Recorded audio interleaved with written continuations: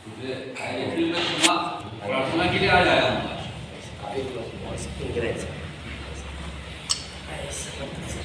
विनोद जी का पुष्प हारों का स्वागत।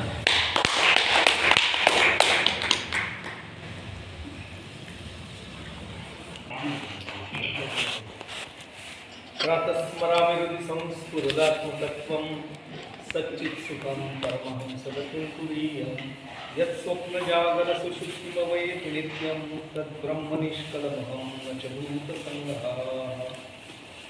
यं ब्रह्मा रुद्रमरुतस्तुल्वन्ति दिव्यैस्तवै वेदैः साङ्गपदक्रमोपनिषदे गायन्ति यत्सामगा ध्यानावस्थित तद्गतेन मनसा पश्यन्ति यं योगिनो यस्यान्तर्गतदुष्पुरा सुलगणा देवाय तस्मै नमः।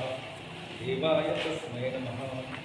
समचरणसरोजं सान्द्रनीलाम्बुदाभं जगन्निहितकामिं मण्डनं मण्डनानां करुणतुलसीमालां कज्जलं कञ्जनेत्रं सदैव मनःस्थं विठ्ठलं चिन्तयामि। कृष्णाय वासुदेवाय हरे परमात्मने प्रणतक्लेशनाशाय गोविन्दाय नमो नमः। वसुदेवसुतं देवं कंसचाणूरमर्दनं देवकी परमानन्दं कृष्णं वन्दे जगद्गुरुं ब्रह्मानन्दं परमसुखदं केवलं ज्ञानमूर्तिं द्वन्द्वातीतं गगनसदृशं तत्त्वमस्यादिलक्ष्यम् एकं नित्यं विमलमचलं सर्वदी साक्षिभूतं भावातीतं त्रिगुणरहितं सद्गुरुं तन्नमामि। सद्गुरुनाथ महाराज की जय। गोपाल कृष्ण भगवान की जय। श्री कृष्ण। जय श्री कृष्ण।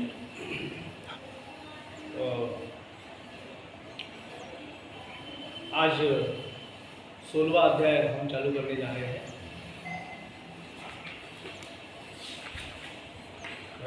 बराबर।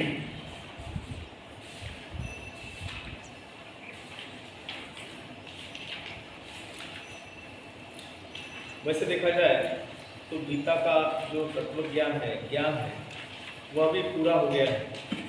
अभी बाकी की जो अध्याय है वो भगवान श्री कृष्ण जो ज्ञान अर्जुन को दिया उसका प्रत्यक्ष रूप से आचरण कैसे होना चाहिए इसके बारे में बता रहे हैं। इस 16वें अध्याय का विषय दैवासुर संपत्ति विभाव योग ऐसा है। दैवी संपत्ति और असुरी संपत्ति यह क्या है इसके बारे में विवेचन करते हैं। जो पुरुष परमेश्वर से संबंध रखते हैं तथा उनको प्राप्त करा देने वाले सद्गुणों को अपनाते हैं, सदाचारों को अपनाते हैं, उन्हें जानकर वैसे धारण करने के लिए दैवी संपदा से और असुरों के जैसे दुर्गुण होते हैं, दुराचार होते हैं, उन्हें जानकर त्याग करने के लिए यानी सद्गुण धारण करने के लिए और दुर्गुणों का त्याग करने के लिए उस दोनों संपदा का वर्णन इस अध्याय में आया है। और इस अध्याय का संबंध जो है वह पहले हो चुके 7वें और 90वें अध्याय से जुड़ा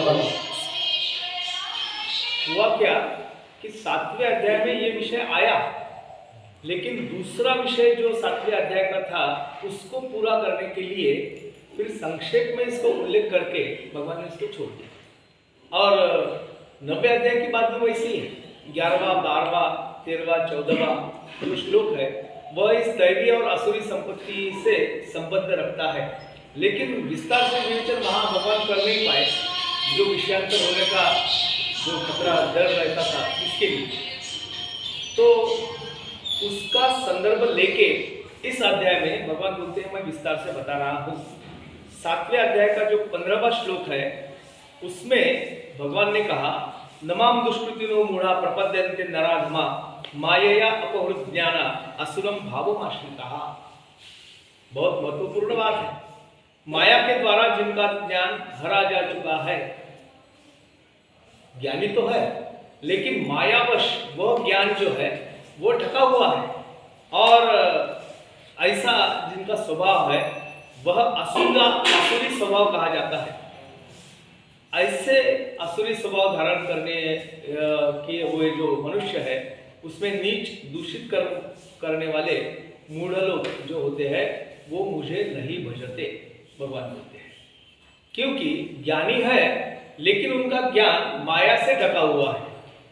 ये एक बात वहां कही गई, उसका विस्तार अभी माया से कैसा ढका, उनके दुर्गुण कैसे है, वो क्यों नहीं बचते, इसका वर्णन इस अध्याय में आ जाता है। दूसरी बात यह है कि 90 अध्याय का 11वां और 12वां जो श्लोक है उसमें भी भगवान ने ये बात कही, अवजानन्ति मां मूढ़ा मानुषी तनुमाश्रियम परम भाव मजानंतो मम भूत महेश्वरम। मेरा जो परम भाव है वह न जानने वाले मूढ़ लोग, भगवान ने बताया कि वो मूढ़ है क्योंकि वो मेरा परम भाव जानते नहीं। मनुष्य का शरीर धारण करने वाले होकर भी मुझे संपूर्ण भूतों के महान ईश्वर को तुच्छ समझते हैं, मानते हैं कि भगवान की कोई शक्ति नहीं है, परमेश्वर का कोई शक्ति, ये जगत निर्माण नहीं हुआ है, और अपनी योग माया से संसार के उद्धार के लिए मनुष्य में विचरते हुए मुझको वो पहचानते नहीं और मुझे साधारण मनुष्य समझते हैं। उदाहरण के तौर पर बताता हूँ, प्रभु रामचंद्र, यह भगवान ने जो अवतार धारण किए उसका 9वां अवतार है, 7वां अवतार है। 7वें अवतार भगवान ने श्री रामचंद्र करके लिया। और भगवान अवतार क्यों लेते हैं, तो परित्राणाय साधूनाम विनाशाय च दुष्कृताम धर्म संस्थापनार्थाय संभवामि युगे युगे। और भगवान ने इस अवतार में, रामावतार में, एक सामान्य मनुष्य जो है वैसे उन्होंने सब आचार अपना जीवन व्यापन किया है, लेकिन उनको वह परमात्मा है, वह भगवान है, वह यह सब ब्रह्मांड का निर्माता है, ऐसा न मानने वाले भी बहुत हैं, उसको सामान्य मनुष्य मानते हैं। उनके लिए भगवान कहते हैं अवजानन्ति मां मूढ़ा, वह मूढ़ लोग है, मुझे साधारण मनुष्य, अपने जैसा मनुष्य समझते हैं, मेरा जो कर्तुम अकर्तुम अन्यथा कर्तुम जो शक्ति है उसको नहीं पहचानते। और बाद में होता है मोगाशा भोग कर्माणो मोग ज्ञाना विचेतसा राक्षसीम मासुरीम चैव प्रकृति मोहिनी श्रिता। व्यर्थ आशा, व्यर्थ कर्म और व्यर्थ ज्ञान वाले विक्षिप्त चित्त, ये लोग कैसे हैं कि उनका जो आशा आकांक्षा है जीवन की वह भी व्यर्थ है, उनका कर्म व्यर्थ है, उनका ज्ञान व्यर्थ है। और भगवान कहते हैं कि विक्षिप्त चित्त है, अज्ञानी है। ऐसे लोग जो है वह राक्षसी, आसुरी और मोहिनी प्रकृति को ही धारण करते हैं। 3 चीजें बताइए, एक राक्षसी है, असुरी है और मोहिनी है, उसको धारण करते हैं, मेरे शक्ति को, मेरे प्रभाव को नहीं जानते।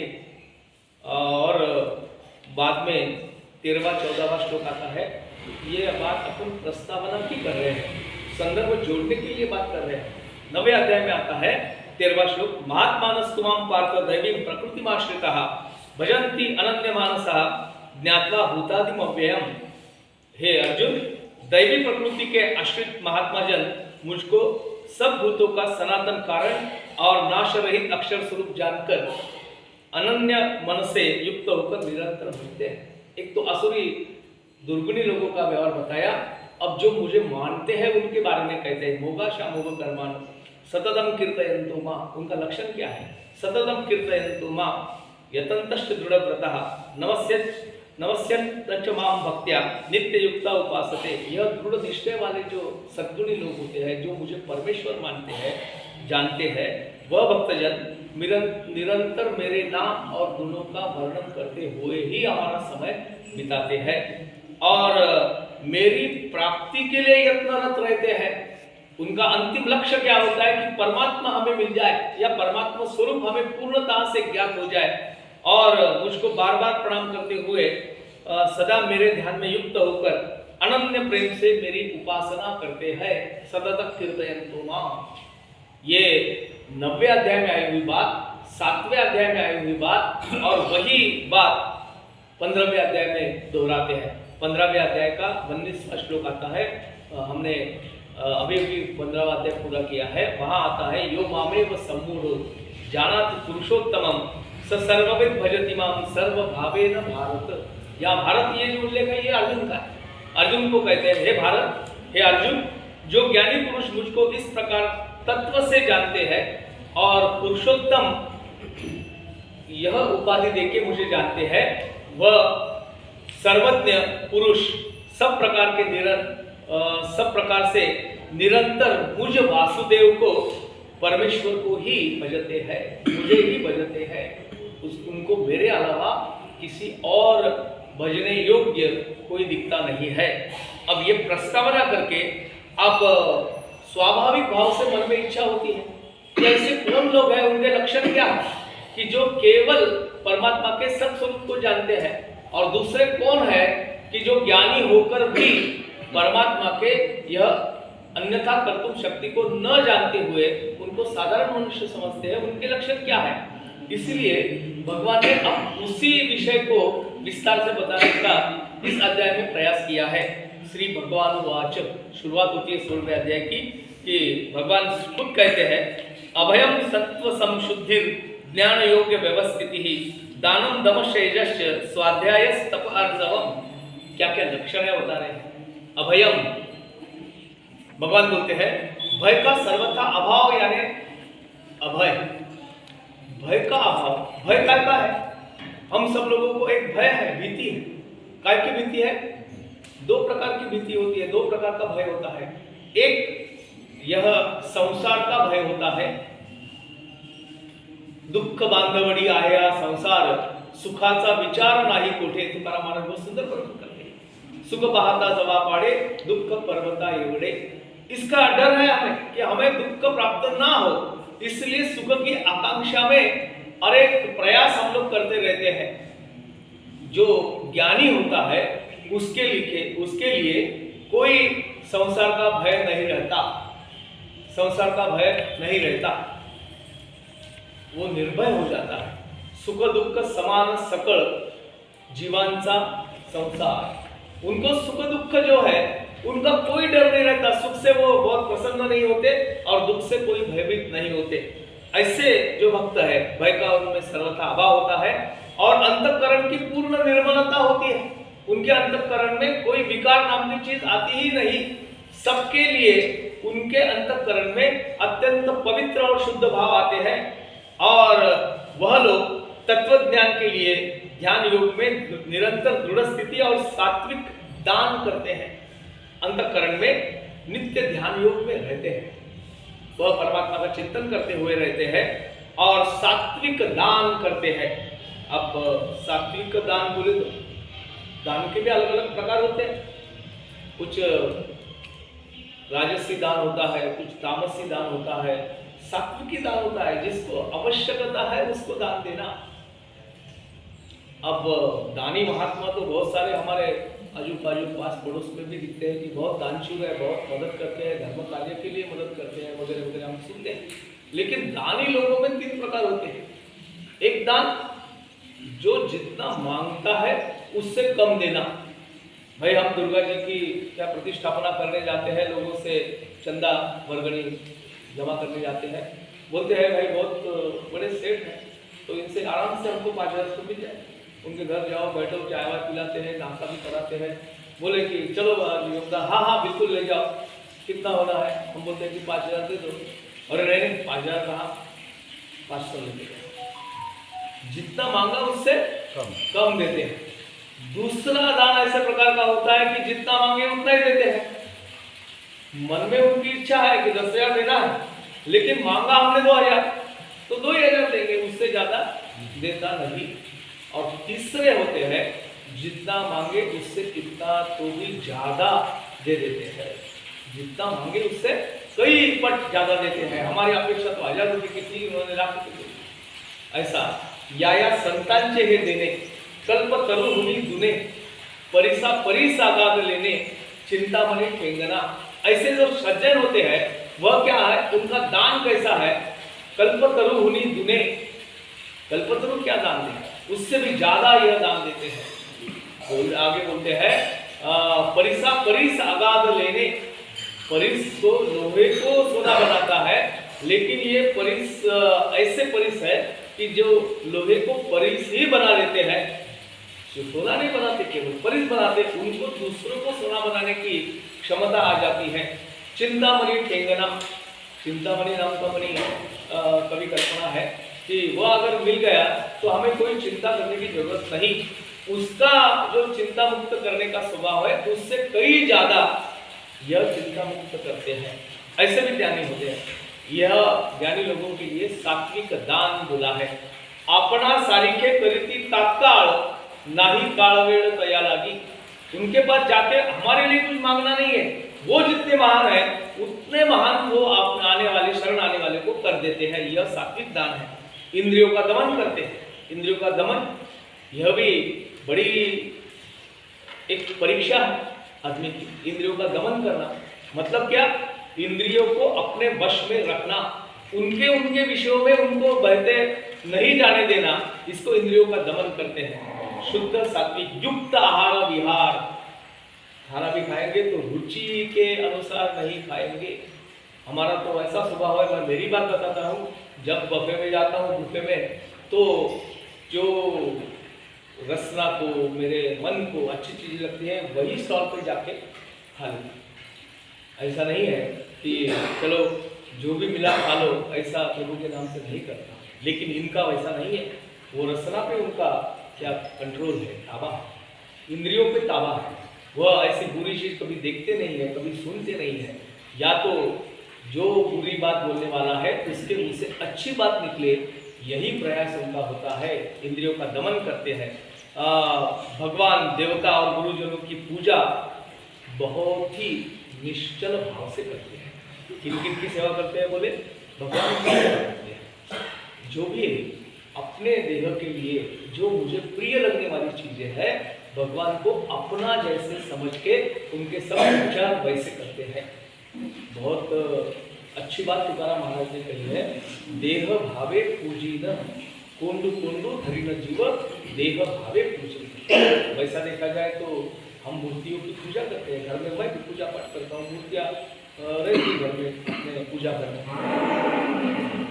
क्या उपचार करते हैं हम मूर्तियों का? नहलाते हैं, फिर दूध पंचामृत डाल के फिर से पानी डालते हैं, उनको पोंछते हैं। पोंछने का कपड़ा कैसा लगता है? मैं मेरा अनुभव बताता हूँ। कितने बार धोते हैं उसको? 2-4 महीने में एक आध बार याद आए तो धो लेते हैं, नहीं क्या? लेकिन हमारा तौलिया कैसा रहता है? चलता है क्या? 2-4 महीने नहीं धोए चले कोई होता है क्या? नहीं। हमें ये अंदर से ये महसूस होता है कि वो तो मूर्ति है और मैं पूरा चेतना युक्त आदमी हूँ, मुझे सब अच्छे अच्छे होना, उनके लिए कुछ भी चलता है। तिलक लगाते हैं, कहाँ लगाते हैं?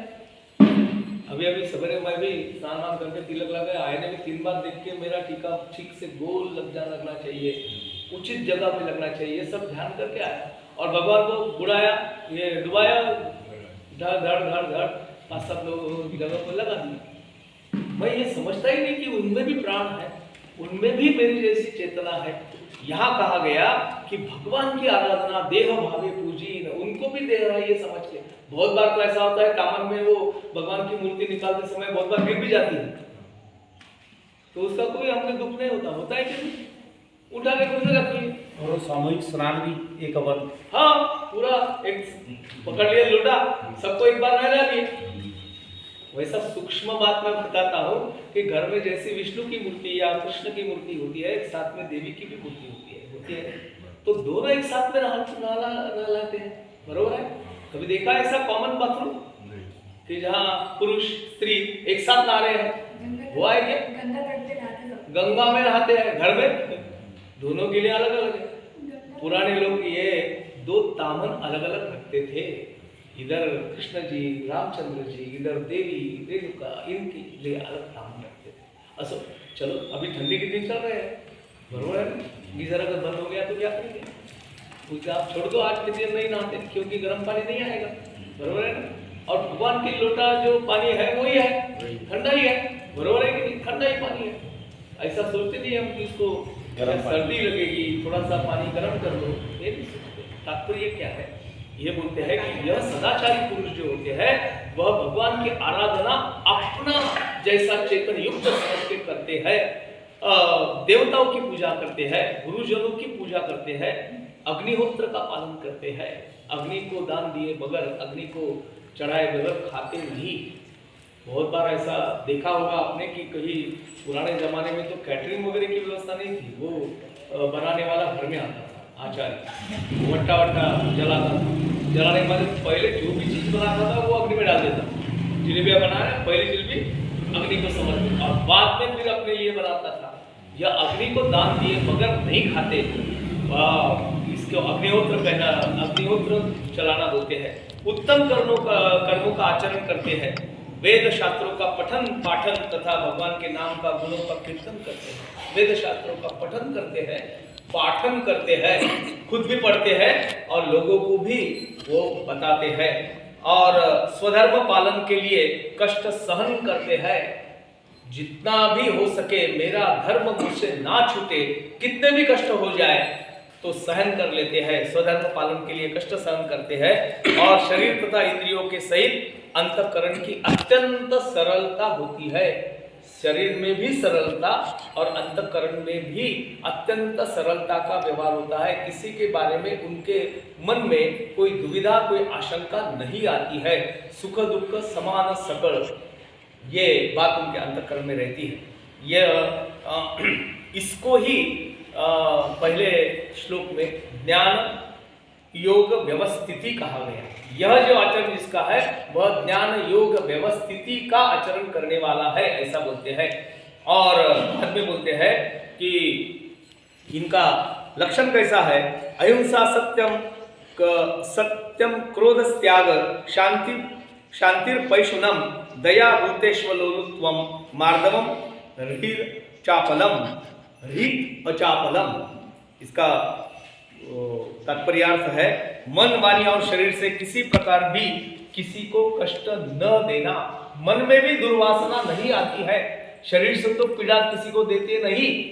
ज्ञानेश्वरी में बहुत सुंदर वो भी आती है ज्ञानेश्वर महाराज की, ते वाट कृपेची करितू ते दिशाची स्नेह भरितू जीवातळी अंतरितू आपुला जीव। उनकी दृष्टि में इतना ममत्व, इतना प्यार, इतना प्रेम होता है कि ते वाट कृपेची करितू, जो रास्ते से वो जाते हैं वहाँ सब पर कृपा करते हैं, सबसे अच्छी बात करते हैं, सबको जितना भी हो सके अपने से उनके लिए कुछ कर्म करते हैं। ते दिशाची स्नेह भरितू, जिस दिशा में जाएंगे उस दिशा में प्रेम का ही व्यवहार हो जाएगा, किसी से कोई भेदभाव नहीं रहेगा। ऐसा बोलते हैं कि हमारे आचरण से बाजू में, आजू बाजू, पास पड़ोस वालों पर भी उसका परिणाम होता है। मैं अगर मेरा सत्व भाव नहीं छोड़ता हूं तो मेरे साथ रहने वाले जितने भी लोग हैं उनके दिल में सत्व से अलावा कोई चीज आती नहीं। इसलिए बोला ते दिशाची स्नेह भरितू जीवातळी अंतरितू आपला जीव। छोटे से जीव मात्र के लिए भी उनके मन में अत्यंतिक दया उमड़ आती है। जैन लोगों के बारे में आपने देखा होगा कि उनके हाथ में एक झाड़ू रहता है, बरोबर है, और जहां भी बैठते हैं पहले झाड़ू से साफ करके फिर बैठते हैं, मुंह पर पट्टी लगा के रहते हैं, कहीं मेरे बोलने से कोई जीव जंतु समाप्त न हो जाए। जहां मैं बैठा हूँ वहां मेरे पैर के नीचे, मेरे आसन के नीचे कोई कीड़ा मकोड़ी दब न जाए, कितनी वो क्या उसकी हित देखते हैं। लेकिन ये महात्मा ऐसा नहीं, ये जैन धर्म का वो आचार है, वैसा ये पट्टी बांध के या झाड़ू लेके नहीं घूमता है, लेकिन इसका पूरा ख्याल रखता है कि मैं इतने संभाल के मेरा पाँव रखूंगा कि मेरे पैर के नीचे कहीं चींटी मुंगी न दब जाए। उनके भी लिए उनके मन में अत्यंतिक ममत्व होता है। जीवातळी अंतरितू आपुला जीव, किसी को कष्ट न देना, यथार्थ और प्रिय भाषण करना, यह बड़ी तपस्या है। प्रिय भाषण करते हैं क्या हम? नहीं, मैं अपनी बात बताता हूँ कि प्रिय भाषण कब करता हूँ, जब मेरा कोई स्वार्थ होगा तो बहुत प्यारे शब्द बोलता हूँ। घर में भी घर के कुटुंब सदस्य जो है वो तो सब मेरे अपने ही हैं, लेकिन उनसे भी बात मैं तभी अच्छी करता हूँ जब मेरा कोई स्वार्थ होगा, नहीं तो मैं अप्रिय भाषण करता हूँ। यथार्थता मेरे भाषण में होती नहीं होती, यह भी सोचने लायक चीज है।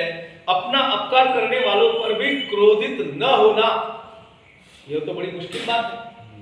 किसी ने मेरा अपकार कर दिया, यानी मुझे कष्ट दे दिया, लेकिन उनके लिए भी मेरे मन में प्रेम उमड़ आता है। एक तुकाराम महाराज के जीवन का प्रसंग है, वो रोज कीर्तन करने जाते थे पांडुरंग के मंदिर, और जाने का रास्ता वह पुराने जमाने में वही बात होती थी, 2-3 घरों के बीच में गली, और वो सबको उसमें संचार करने का अधिकार होता था। किसके मालकी की है कोई पता नहीं रहता था, लेकिन वहीवाट पूरे जमाने से आई। वो क्या दस्तावेज लिखते थे उसमें वहीवाटी का रास्ता ऐसा लिखते थे। वो एक रास्ते से जाते थे, वो रास्ते में मंबाजी नाम के बड़े ज्ञानी पुरुष का घर था। उन्होंने देखा कि ये कीर्तन करने जाते हैं, बहुत सारे लोग भी इनके कीर्तन को आते हैं, बहुत प्रसिद्ध हो गए, उनको खल गया। इसलिए उन्होंने क्या किया कि वो जो रास्ता था, बहुत बार ऐसे प्रकरण भी कोर्ट में आते हैं, वहीवाटी का रास्ता बंद किया वगैरह वगैरह, तो उन्होंने क्या किया, कांटे डाल दिया उसमें, ये बबुल के टहनियां तोड़ के उसमें डाल दी। अब उन्होंने सोचा कि आप कैसे जाएंगे, तो फिर भी तुकाराम महाराज ने वो सब टहनियां बाजू की और मंदिर में कीर्तन के लिए गए। अब इनको बड़ा खला, उन्होंने क्या किया, वही काटिया पकड़ के तुकाराम महाराज को बहुत पीटा, सारे शरीर से खून वगैरह निकल रहा है। अब बहुत कष्ट हुआ होगा, ये तो आप कल्पना कर सकते हैं। अब दूसरे दिन वो कीर्तन को जा नहीं पाएंगे, मंबा जी खुश कि अभी वो कीर्तन का होगा नहीं, लेकिन तुकाराम महाराज फिर से उठ के कीर्तन में चले गए। और जाने पर उन्होंने देखा ये मंबा जी ऐसा था कि ये सब किया उसने, लेकिन कीर्तन को रोज आके बैठा देखने के लिए कि क्या गलत बोलते हैं, कैसा है, उत्सित भाव से आता।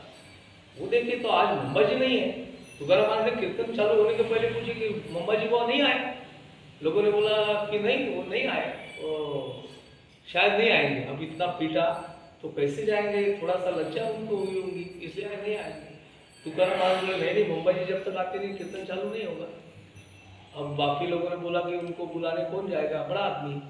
तो तुकाराम महाराज खुद उठ के उनके घर गए और उनको बोला कि आपको बहुत कष्ट हुआ, आपने मुझे पीटा, बहुत कष्ट हुआ, आपको कुछ तकलीफ अगर हो रही होगी तो मैं आपकी सेवा करता हूँ, आज का कीर्तन आपकी सेवा में ही व्यतीत करूँगा। अब मंबा जी ने तो पहले पकड़ ली, ऐसा आदमी कहाँ देखा। अपने पर अपकार करने वालों पर भी उपकार करने की उन पर क्रोध ना आना, कर्मों में कर्तापन के अभिमान का त्याग, ये भी बड़ी कठिन बात है। करना है मुझे, लेकिन अपना नाम कहीं लिखना नहीं।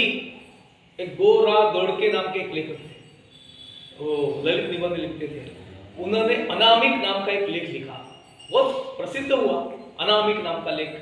उन्होंने बोला कि आज लोग नाम के लिए क्या नहीं करते, बरोबर है, नाम के लिए क्या नहीं करते कि कुछ दान दे दिया, उस पर बड़े अक्षरों में अपना नाम कि इनकी ओर से सप्रेम भेंट करके, अगर नाम नहीं लिखे तो फिर दान देने की इच्छा नहीं है।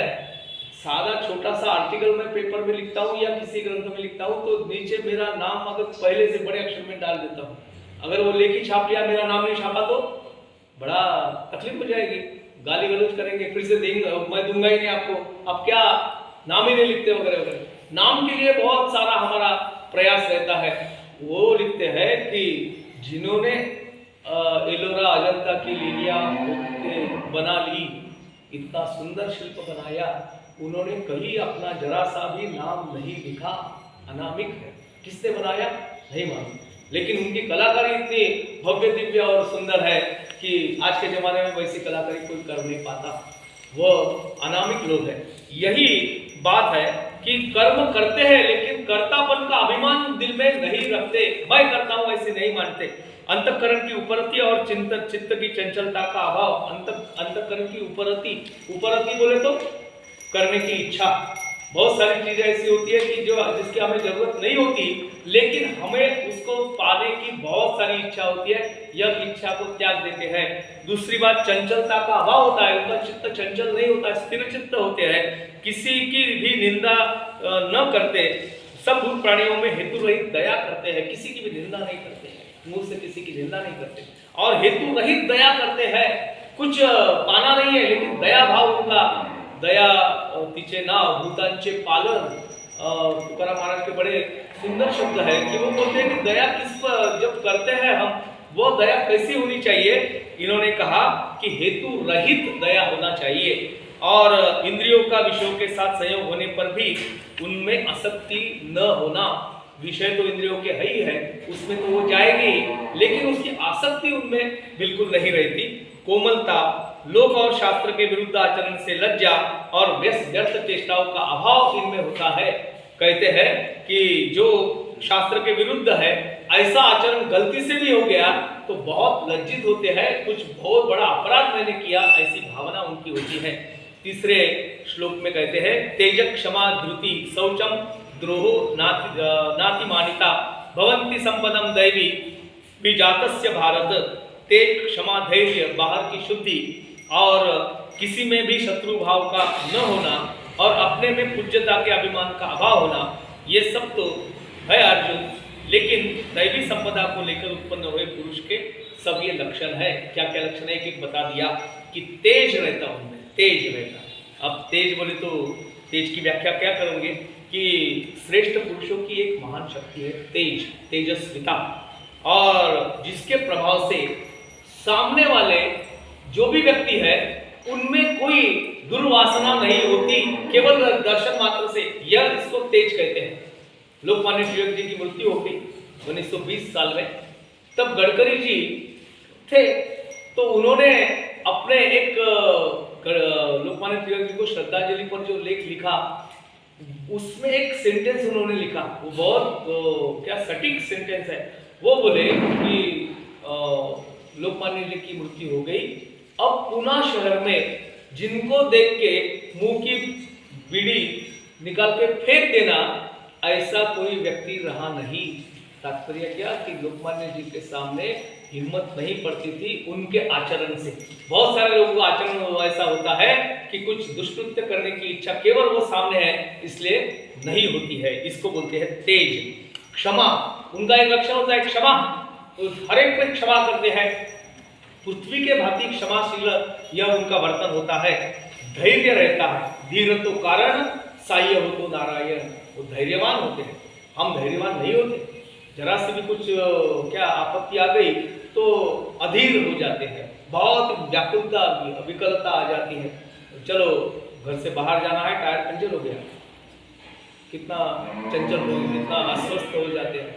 मैं चलो ठीक है टायर पंचर हो गया तो मेरे टायर तो चालू है, जा सकता हूँ, नहीं क्या किलोमीटर भर तो जाना है, ये विचार नहीं आता, नहीं आ सकते भाई क्योंकि अभी स्कूटर का टायर पंचर हो गया। धैर्य रखते ही नहीं। दूसरी बात है बाहर की शुद्धि, अंदर की शुद्धि की बात अगले श्लोक में आएगी। बाहर की शुद्धि, अपने तन बदन को बहुत ही शुद्ध रखते हैं। शुद्ध रखते हैं मतलब आज के जमाने का वास्तव बताता हूँ कि ऐसा पोशाक परिधान करते हैं कि जो सभ्य लोगों का परिधान लगे, असभ्य या दूसरों की वासनाएं भड़क उठे, ऐसा पोशाक ना करना, इसको बाहर की शुद्धि कहा गया। एवं किसी के भी शत्रुभाव का न होना, किससे भी शत्रुभाव नहीं रहता। चित्त शुद्ध करी शत्रु मित्र होगी, व्याघ्र न खाती सर्वदया। अंतःकरण की शुद्धता अगर होगी तो शत्रु मित्र होती, शत्रु भी रहा तो मित्रत्व का भाव उसमें आ जाता है। व्याघ्र न खाती सर्वदया। बहुत सारे महात्माओं के तपोचरण का जो तस्वीर हमने देखी, वहां हम देखते हैं कि एक शेर है तो बाद में हिरण भी क्रीड़ा कर रहे हैं। महात्मा चक्रधर, इनकी तपस्या का फोटो आपने देखा होगा, तो वहां दिखता है कि बहुत सारे क्या खरगोश वगैरह उनके दूध पे आके बैठते थे। एक बार तुकाराम महाराज जैसे भजन कीर्तन कर रहे हैं और करते करते उन्होंने देखा कि मैं जरा सा मैंने थोड़ी सी मेरा चेहरा हिलाया तो सामने चिड़िया आके बैठ गई थी, तो चिड़िया उड़ गई। इनको बड़ा कष्ट हुआ, बड़ा दुख हुआ कि अरे मैंने ऐसा क्या अपराध किया कि चिड़िया उड़ गई, इनको मुझसे डर लग रहा है। इसका मतलब मैं अभी इनमें मेरा या उनको मुझ में कोई आपत्ति मैं कर सकता हूं, ये भाव इनके मन में क्यों नहीं पैदा हो सकता। इसलिए उन्होंने बहुत बड़ी कठोर तपस्या की और बाद में ये बात हुई कि चिड़िया उनके बदन पे आके बैठती थी। किसी के बारे में शत्रुत्व का भाव न आना और अपने में पूज्यता के अभिमान का अभाव। अब लोग तो स्तुति करती है, ऐसा आचरण वाला पुरुष है, महात्मा है, बहुत बड़ा ज्ञानी है वगैरह वगैरह, लेकिन ये पूज्यता का सर्वथा त्याग करते हैं। कभी भी अपने को लोगों ने बड़ा कहना चाहिए, ऐसा कहे तो अपनी स्तुति अगर कोई कर रहा है तो उनको हम जैसे अपने को गाली दे रहे हैं ऐसा लगता है। अपने पूज्यता कानी न ऐकावी, दयाशंकर महाराज कहते हैं, पूज्यता द्वारा न देखावी, स्वकीर्ति कानी न ऐकावी। ये उत्तम पुरुष की लक्षण बताया है कि पूज्यता नहीं देखना चाहिए, स्वकीर्ति गानी न आई गावी, अपनी कीर्ति अपने प्रसिद्धि कोई कर रहा है, अपनी स्तुति कर रहा है तो वहां से वो सुनना नहीं, यह पाप है। ये सब ये दैवी संपदा कहलाई जाती है। और ऐसे दैवी संपदा से लेकर उत्पन्न है पुरुष के ये सब लक्षण बताया। अब दैवी संपदा से युक्त पुरुष के लक्षण का वर्णन करने के बाद अब त्याग करने योग्य आसुरी संपदा के युक्त पुरुष के लक्षण भी भगवान विस्तार से बताते हैं। दंभो दर्पो विमानश्च क्रोधम पारुष्यमेव च अज्ञानम चाभिजातस्य पार्थम संपदम आसुरीम। हे पार्थ, दंभ, घमंड और अभिमान तथा क्रोध, कठोरता और अज्ञान भी ये सब आसुरी संपदा को लेकर उत्पन्न हुए पुरुष के लक्षण है। क्या क्या लक्षण बताया? एक तो दंभ बताया। दंभ का मतलब क्या होता है? दंभ अपने को कुछ बड़ा समझना, अपने को कुछ विशेष समझना। कहीं जाएंगे 4 लोगों में तो अपने अलग बैठ के, क्योंकि मैं इनसे थोड़ा अलग हूँ, यह दंभ है। वास्तविकता में वैसा कुछ होता नहीं है, लेकिन अकारण मेरे मन में दंभ पैदा होता है। घमंड, बहुत लोगों को ये आदत रहती है घमंड दिखाने की, जानबूझकर जिनके पास में बहुत सारी संपदा नहीं है उनके सामने हमारे संपदा का प्रदर्शन करना, इसको घमंड बोलते हैं। कि बाकी मालूम है कि इनके पास ये एफर्ट नहीं है, इनकी औकात नहीं है, लेकिन उनके सामने जाके अपनी रईसी दिखाना, अपना गुण दिखाना। जिनको ठीक से बोलना नहीं आता उनके पास जाकर बहुत बड़े ऊंचे शब्दों में बोलना, ये सब घमंडीपना के लक्षण है। और अभिमान का तो मैं क्या बात मालूम है, अभिमान झाला तुका मने वाया गेला। जब अहंकार होता है तब से उसकी सब ज्ञान जो है वो समाप्त हो जाता है। तिळमात्र जरी होय अभिमान, मेरू तो समान भार देवा। तुकाराम महाराज का वचन है कि तिलमात्र, छोटा सा भी अहंकार का एक बिंदु अगर मन में उठा तो मेरू तो भार समान देवा। मेरू पर्वत जितना बड़ा उसका जितना भार है उतना तिलमात्र अभिमान से भगवान को भार हो जाता है इस आदमी का। क्रोध, कठोरता, ये सब बातें हमारे हमारे परिचित है। क्रोध तो हमें बार बार आता ही है। कठोरता हमारे हृदय में होती है। पहले कभी एक प्रवचन में मैंने कहा कठोरता, कैसी कठोरता? अकारण कठोरता है। किसी को बोलेंगे तो अच्छे से नहीं बोलेंगे, उसका नाम अच्छा, बहुत सुंदर नाम है, लेकिन वो नहीं लेंगे। हम क्या उसको अपने टोपन नाम, पेन ने उससे बुलाएंगे, उसको जरा अज्ञा स्वरूप की भाषा उससे करेंगे। कठोरता है वाणी की। अज्ञान भी रहता है, अज्ञान रहता है और ज्ञानी होने का दिखावा करते हैं। यह सब असुरी संपदा के लक्षण हैं। अब दैवी संपदा और असुरी संपदा युक्त पुरुषों के लक्षण बताने के बाद में अब भगवान दोनों संपदाओं का फल बताते हैं। दैवी संपदा का क्या फल है, असुरी संपदा का फल क्या है, और अर्जुन को आश्वासन देते हैं। क्या आश्वासन देता है? कि तू दैवी संपदा से युक्त है। भगवान ने बोला है कि तू दैवी संपदा से युक्त है, आश्वासन दिया। दैवी संपद्वि मोक्षाय निबंधाया सुरीमता म सुच संपदम दैवी अभिजातोसि पांडव। दैवी संपदा मुक्ति के लिए और असुरी संपदा जो है बांधने के लिए कारण होती है। दैवी संपदा अगर मुझ में आई तो मैं इस संसार से, इस यातायात से मुक्त हो जाऊंगा। अगर असुरी संपदा मैंने अर्जित की तो सब प्रकार के बंधन मुझे लग जाएंगे। और इसलिए अर्जुन तू बिल्कुल शोक मत कर। अब पार्श्वभूमि हम सबको अभी मालूम हो गई है कि अर्जुन युद्ध के लिए आया है और भगवान उसके सारथी है। अर्जुन ने सामने सेना सागर देख के अपने हित संबंधी, अपने रिश्तेदार, अपने गोत्र सामने देख के उसके मन में मोह पैदा हो गया। और मोह पैदा होने से वो अत्यंत शोक संविग्न मानसहा, ऐसा वर्णन उसका गीता में आया है कि बहुत सारा शोक हुआ उसको। अब भगवान ने 15 अध्याय बता के, पुरुषोत्तम योग बता के अब दैवी संपदा असुरी संपदा बता रहे हैं और अर्जुन को समझा रहे हैं दैवी संपदा के गुण, असुरी संपदा के गुण, उनके लक्षण क्या है, ये सब बताए। और अर्जुन अभी अपने को ताड़ रहा है कि मैं दैवी में हूं क्या असुर में हूं, मुझ में क्या है ऐसा। भगवान बोलते हैं कि चिंता मत कर, तू दैवी संपदा युक्त है, अब शोक करने की जरूरत नहीं, शोक मत कर, क्योंकि तू खुद दैवी संपदा से युक्त होकर उत्पन्न हुआ है, एक दिलासा देते हैं। अब बाद में इस अध्याय के प्रारंभ में और इसके पूर्वी भी दैवी संपदा का विस्तार से वर्णन किया गया। असुरी संपदा का वर्णन अब तक बहुत ही संक्षेप में किया। जो असुरी संपदा है उसके बारे में जो गलत चीजें ज्यादा बात करना नहीं, लेकिन हमको आदत उसकी होती है, भगवान को भी ये मालूम है, इसलिए असुरी संपदा का अब तक बहुत संक्षेप में वर्णन हुआ। अब असुरी प्रकृति वाले मनुष्यों के स्वभाव, आचार, व्यवहार का विस्तार पूर्वक वर्णन भगवान करने जा रहे हैं और उसकी प्रस्तावना करते हुए भगवान कहते हैं, दो भूत सर्वो लोके अस्मिन् दैव असुर एव च दैव विस्तर शाप्रोक्त असुरम पार्थमे शृणु। हे अर्जुन, इस लोक में भूतों की सृष्टि यानी हमारे मनुष्य समुदाय दो ही प्रकार का होता है। द्वाविमो पुरुषो लोके शरश्चाक्षरैव च। अलग विषय में दो प्रकार के लोग बताए। अभी इस अध्याय में दूसरे प्रकार के दो प्रकार के मनुष्य बताते हैं। दो ही प्रकार का है, एक तो दैवी प्रकृति वाला और दूसरा जो है असुरी प्रकृति वाला। इसके अलावा तीसरा कोई गट नहीं है, तीसरा कोई भाव नहीं है। इनमें से दैवी प्रकृति वाला तो विस्तार पूर्वक मैंने कहा क्या क्या गुण उसमें होते हैं।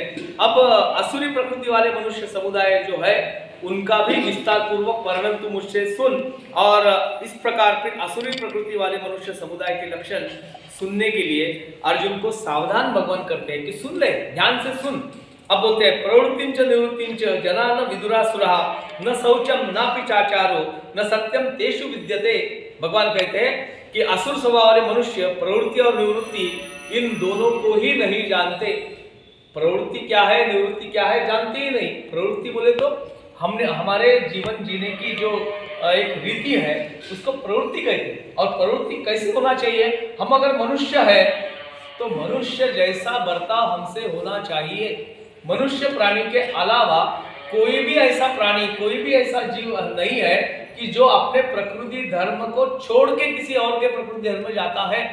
लेकिन मनुष्य ही ऐसा एक विचित्र प्राणी है कि वो अपनी प्रवृत्ति छोड़ के दूसरे प्रजातियों के प्रवृत्ति में ज्यादा आनंद लेता है। थोड़ी बात अगर समझ में आप सब लोगों को आई होगी, कभी कभी कुत्ते जैसा बर्ताव करता है, कभी बंदर जैसा करता है, कभी और किसी चीज जैसा करता है। ये आदमी की सब पहचान है कि नहीं। पर बोलना बड़ा ठीक नहीं लगता कि कुत्ते समान हमारा बर्ताव होता है। कुत्ते समान बोले तो लाचारी, बरोबर है, हम लाचार हो जाते हैं। किसके सामने लाचार हो जाते हैं? कोई हम पर कोई एहसान करने वाला है, कोई देने वाला है, किसी से कोई लाभ है, उसकी लाचारी सब प्रकार के करते हैं। पुराने जमाने में राजे महाराजे लोग होते थे और वो राजे महाराजे लोग क्या करते थे, अपने पास में ऐसे अपने स्तुति पाठ करने वाले लोगों को तनख्वाह देके रखते थे। उनका काम एक ही था कि जैसे राजे महाराज आ गए तो बहुत बड़ी उनकी प्रशंसा करना, अवास्तव प्रशंसा करना। और वो प्रशंसा क्यों करता है मालूम है कि महीने के आखिरी में हमें कुछ भी कंकड़ या कुछ पैसा, कुछ सोने रूप में मिलने वाला है। उस लाचारी से वर्तन करते हैं। कुछ लोग बहुत ही चंचल के होते हैं। कुछ भी जो भी हमारा बर्ताव होता है वह स्थिरचित्त नहीं होता, मर्कटीला बोलते हैं उसको, वह वर्तन हमारा होता है। तात्पर्य क्या, मनुष्य प्राणी जो है अलग अलग प्रवृत्ति धारण कर लेता है।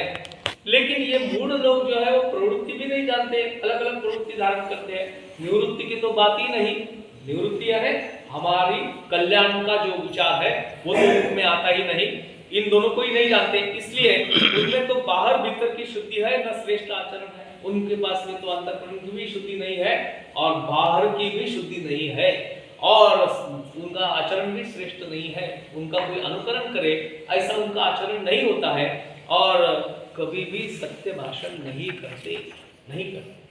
अब देखा जाए तो मैं अपने पर से सोचता हूँ कि भाई मैं सत्य भाषण करने की केवल भाषा करता हूँ, लेकिन सत्य भाषण करता हूँ क्या? अभी राणा जी का फोन आ गया तो भाई मैं तो नागपुर में हूँ, होता कहाँ हूँ? घर में लेटा हूँ मस्त पलंग पे। पर मालूम है राणा जी मुझे कुछ काम बताएंगे तो उसके बजाय कि छोड़ो मैं गाँव में नहीं हूँ बोल। तात्पर्य का असत्य भाषण हो गया, बरोबर है। असत्य वर्तन भी बहुत बार होता है। ये सब सत्य भाषण जानते ही नहीं है। आसुरी स्वभाव के पुरुष का लक्षण होता है। असुर स्वभाव वालों में विवेक, शौच और सदाचार इनका अभाव होता है, कभी उनमें यह आता नहीं है। और उनका नास्तिक भाव होता है। आस्तिक भाव यानी परमेश्वर पर दृढ़ भक्ति रखना, विश्वास रखना। नास्तिक भाव परमेश्वर को बिल्कुल न मानना। असत्यम प्रतिष्ठम ते जगदाहुरनीश्वरम अपरस्परम संभूतम किमन्यत्व काम हेतुकम। भगवान बताते हैं यह आसुरी प्रकृति वाले मनुष्य सदा कहा करते हैं कि जगत आश्चर्य रहित, सर्वथा असत्य और बिना ईश्वर का है। एक उधर अस्तित्ववाद नाम का एक बहुत चलन आ गया था बीच में, अल्बर्ट कामू वगैरह उनके संस्थापक थे। उन्होंने डिक्लेयर कर दिया था कि भाई ईश्वर तो है नहीं, ईश्वर मर गया, देव मर गया, देव इस दुनिया में नहीं है। एक धारणा उन्होंने बना ली थी। वो कहते हैं बिना ईश्वर के ये जग चलता है, अपने आप केवल स्त्री पुरुष के संयोग से ही जग उत्पन्न होता है। हमारा विज्ञान कहता है कि परमेश्वर अगर नहीं बना। पूर्वी जमाने में ऐसा होता था कि घर में बच्चा पैदा हुआ तो लोग बोलते थे कि भगवान ने हमें प्रसाद दिया, भगवान की कृपा से हमारे घर में नया दीपक आया। अब ये जो असुरी पुरुष होते हैं वो बोलते हैं कि भगवान वगैरह कोई प्रसाद नहीं देता, ये तो स्त्री पुरुष की क्रीड़ा है कि उससे ही हमारा सब जगत निर्माण होता है। केवल काम ही इसका कारण है, काम वासना यही कारण है। सिगमंड फ्रॉइड नाम सुने हो क्या आपने, मानस शास्त्रज्ञ का, और उसने अबोध मन, सुबोध मन वगैरह वगैरह बताया, कॉन्शियसनेस, सब कॉन्शियसनेस वगैरह वगैरह वो बताता था कि उसने बताया कि अबोध नाम का जो मन होता है, सुप्त गुप्त मन जो होता है, उससे वो मन से हमारे पूरा मन एक हिस्सा अगर पकड़े तो एक सप्तमांश इतना भाग यह क्या अच्छे विचारों वाला है, बाकी 6 सप्तमांश यह सब बुरे, गलत, वासनायुक्त, काम वासनायुक्त विचारों से भरा हुआ होता है। अच्छे विचार तो आदमी के मन में आते ही नहीं। यह मानने वाले लोग जो है बोलते हैं कि अतः केवल काम ही इसका कारण है, काम से ही सब जग चलता है, ऐसा बोलते हैं। काम का बड़ा वैशिष्ट्य है। काम वासना सबसे क्या भयंकर चीज है आदमी को गिराने की या आदमी का सर्वथा नाश करने की। काम की इच्छा हुई अगर पूरा हो गया तो क्या होता है, मोह निर्माण होता है। काम की वासना पूरी हो गई, काम पूरा हो गया तो मोह निर्माण होता है, और न पूरा हुआ तो क्या होता है, क्रोध आता है। यानी काम जड़ है मोह और क्रोध की, बराबर है। जिनकी काम वासना पूरी हुई तो अधिकाधिक उस काम की तरफ दौड़ता है, और ना पूरा हुआ तो क्रोध आता है। तुकाराम महाराज कहते हैं कि वासनेच्या संगे नको जाऊ म्हणा, पहात्या रावणा काय झाले। वासने के पीछे अगर दौड़ेगा तो क्या होगा, सर्वनाश हो जाएगा। ये कहते हैं कि इसके सिवा इस दुनिया में कुछ नहीं, केवल काम वासना है, सब लोग विषयासक्त है। ऐसी मानने वालों की एक बहुत बड़ी परंपरा पूरे पुराने जमाने में भी थी और आज भी है।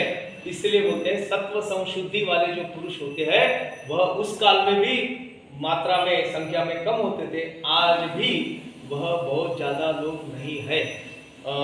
ऐसे नास्तिक सिद्धांत के मानने वालों का स्वभाव आचरण कैसे होता है, इस जिज्ञासा पर भगवान आगे 4 श्लोक कहते हैं।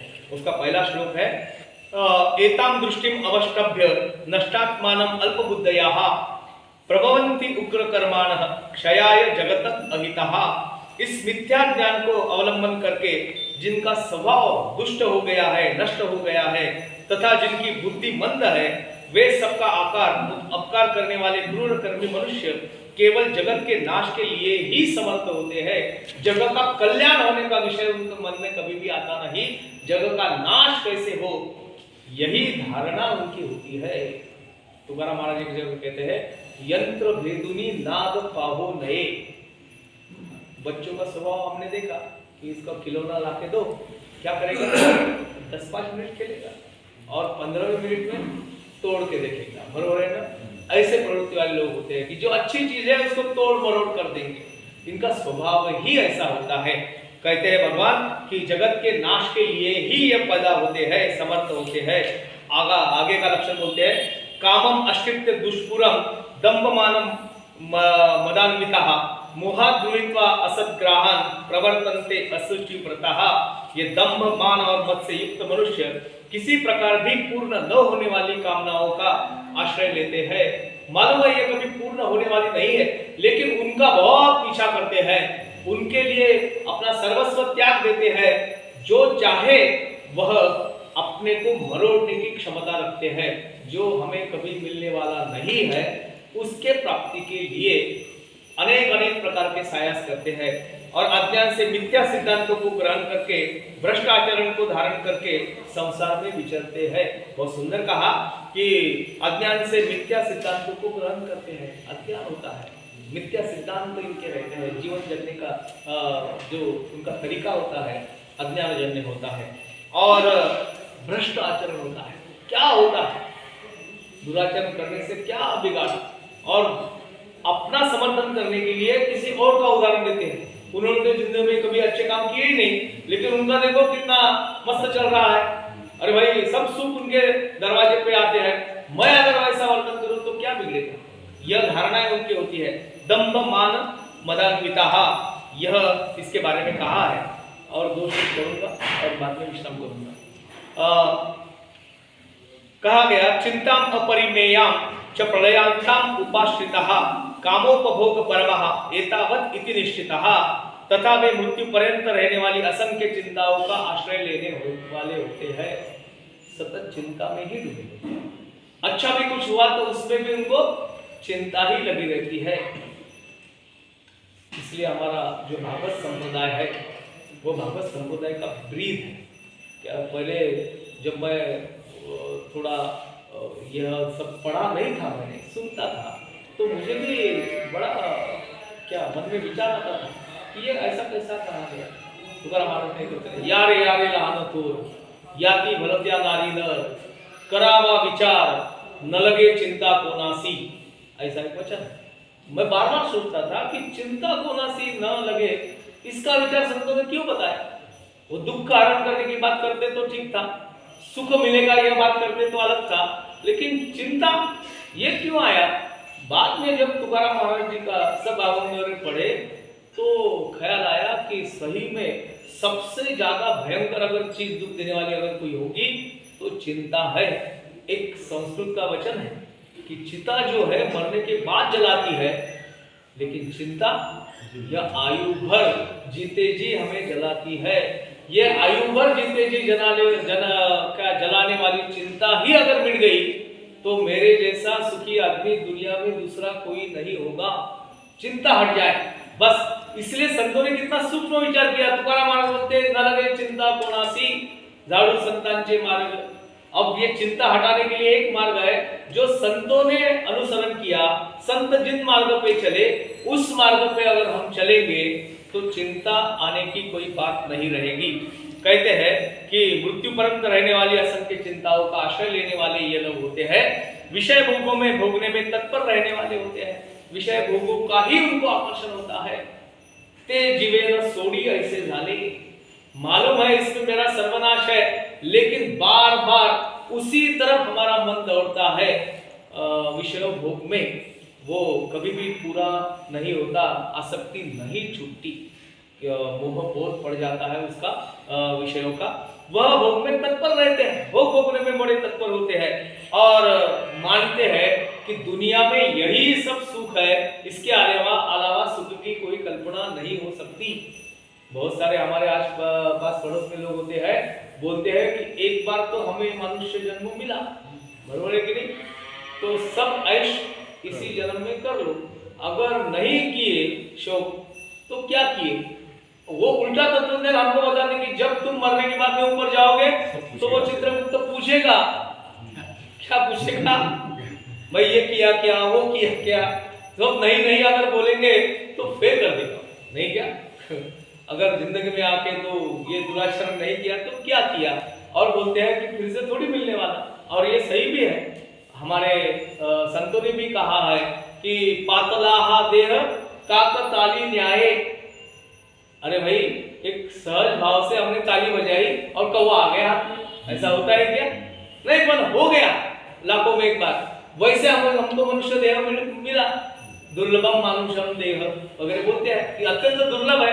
इसमें क्या करना चाहिए, जैसे तो दुर्लक्षित नारायण उसकी आराधना करना चाहिए कि बार बार ये मिलने वाला नहीं है। ये लोग यही सेंटेंसेस हमें बताते हैं कि बार बार कहाँ मिलने वाला, इसी जन्म में सब भोग लो और ऐश आराम कहते हैं और बोलते हैं कि इसी में सुख है और यही मानव जीवित का अंतिम लक्ष्य है। आखिरी का श्लोक बता के यहाँ पूरा करेंगे।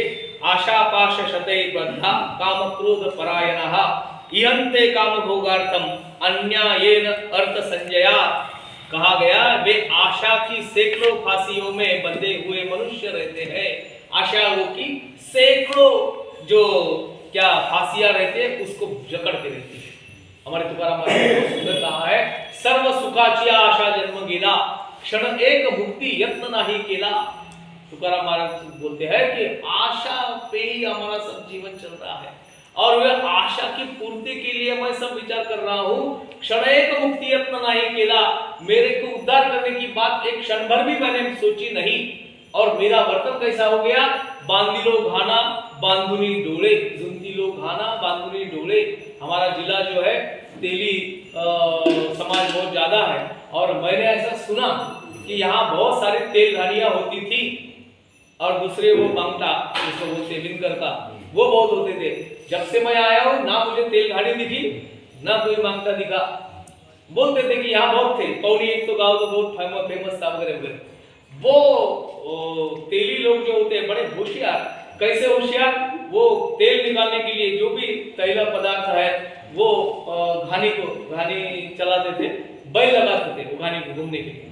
और बैल को कैसा, उनके सामने बहुत हरा भरा क्या गवत पिंडी जिसको बोलते वो लगा के रखते थे।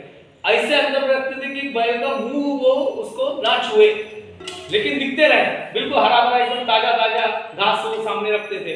वो बैल बेचारा वो घास मेरे मुंह में जाएगा, मुंह आगे कर करके बिल्कुल घूमता था, वो तेली का काम ऑटोमेटिक हो जाता था। वैसे ही बांधिलो जुंदिलो घाना बांधुनी डोले, उसके आंख में पट्टी भी है। ऐसा हमारा व्यवहार चल रहा है, दिखता है सामने लेकिन वहाँ तो वो पाने तक हमारी क्या हिम्मत क्या वहाँ पहुँच नहीं पाते। ऐसी अवस्था हो गई। ये मनुष्य काम क्रोध के परायण होते हैं, काम भी उनमें होता है, क्रोध भी होता है और विषय भोगों के लिए अन्याय पूर्वक धनादि पदार्थों का संग्रह करने की चेष्टा करते हैं। भगवान कहते हैं कि अन्याय पूर्वक धनादि पदार्थों का संग्रह करते हैं, अन्याय से ही संपत्ति जमा करते हैं। अब इसमें क्या क्या समझाने की बात है वो आप समझ गए हो। तो संपत्ति कमाई, लेकिन कैसी कमाई इसका भी सोचना चाहिए। मेरे घर में आने वाला जो पैसा है वो कैसा होना चाहिए।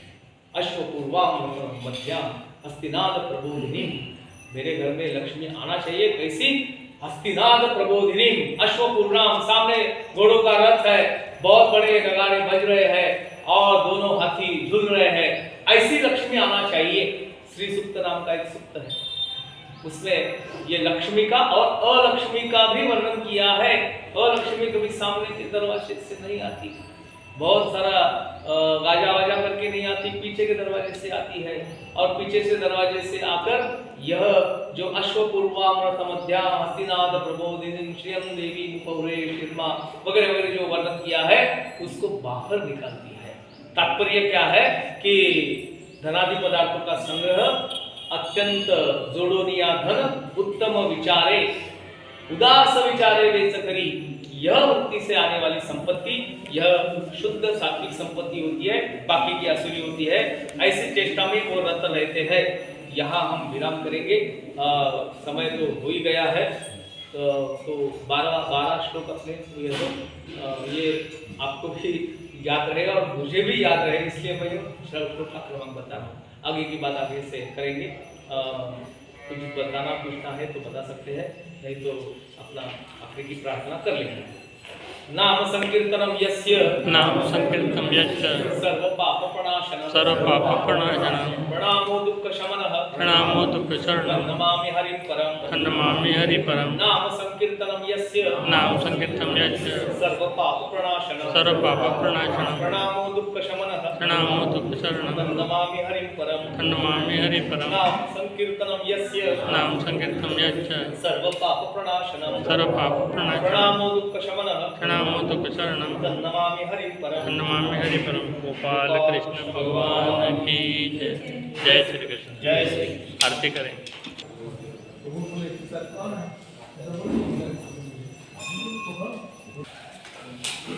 कर्पूरगौरं करुणावतारं संसारसारं भुजगेन्द्रहारं सदा वसन्तं हृदयारविन्दे भवं भवामि हरिं नमामि।